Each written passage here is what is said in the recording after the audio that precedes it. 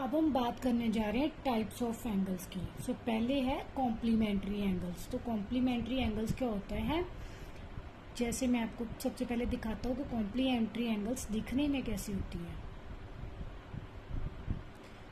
जैसे कि ये एंगल है और यहाँ पे एक एंगल 30 डिग्री है और एक एंगल 60 डिग्री है। तो कॉम्प्लीमेंट्री एंगल होते हैं जिसका जोड़ angle A plus angle B is equals to 90 degree होता है, जिसका सम किसके इक्वल होता है, 90 डिग्री होता है। जैसे कि 60 प्लस 30 इक्वल्स टू 90 डिग्री। तो ये कॉम्प्लीमेंट्री एंगल्स हो जाते हैं। सप्लीमेंट्री एंगल्स की बात करते हैं। सप्लीमेंट्री एंगल्स कौन होते हैं? सप्लीमेंट्री एंगल्स दिखने में ऐसे दिखाई देते हैं, जैसे कि एक लाइन में आप 60 का लगा लो 60 डिग्री और एक 120 डिग्री। ठीक है, उन दोनों एंगल्स का जो सम होता है वो 180 डिग्री के इक्वल होता है।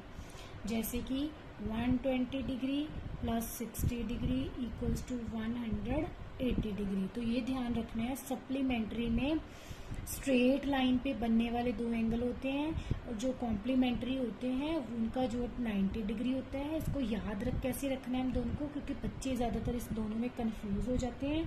तो इसमें एक याद रख लोगे, सेकंड अपने आप ही याद रहेगा। Supplementary S for straight line, तो स्ट्रेट लाइन पे बनने वाले, तो स्ट्रेट लाइन का जो सम होता है कितना होता है 180 डिग्री। तो ये आपने याद रखना है, इससे आपको याद रहेगा। तो सेकंड कॉम्प्लीमेंट्री मतलब कि उसका ऑपोजिट हो गया।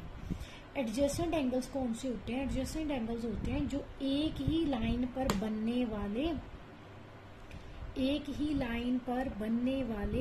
एंगल्स होते हैं, ए और बी। ठीक है, जो एडजेसेंट एंगल्स होते हैं वो एक ही लाइन पे बनने वाले एंगल्स होते हैं, वो एडजेसेंट एंगल्स होते हैं। Angle A equals to angle B, वो दोनों इक्वल होते हैं।